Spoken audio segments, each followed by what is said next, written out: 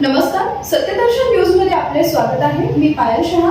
एक नजर टाकूया आजच्या ठळक घडामोडीवर। कांदा प्रश्नी क्रांती महामोर्चामध्ये शेतकरी व रोहित पवार आक्रमक। कांद्याला मिळणाऱ्या घसरत्या दरांमुळे राज्यातील शेतकरी आक्रमक झाले। नाशिकमध्ये महाविकास आघाडीच्या नेतृत्वाखाली मोठा क्रांती महामोर्चा काढण्यात आला। संतप्त शेतकऱ्यांनी मुंबई आग्रा महामार्ग रोखल्याने परिसरात वाहतूक देखील विस्कळीत झाली आहे।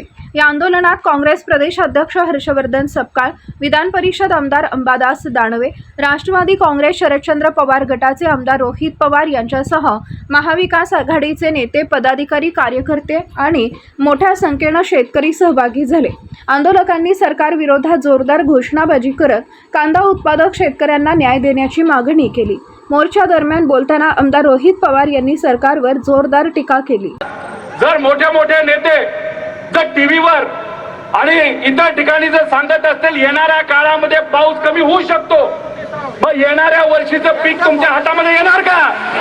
जर येणारं पीक तुमच्या हातामध्ये येणार नसेल आणि आहे त्या पिकाला तुम्हाला भाव मिळणार नसेल तर अख्खं वर्ष तुम्ही जगू कसं शकता? हा प्रश्न आपल्या सर्वांच्या मनामध्ये आहे का नाही?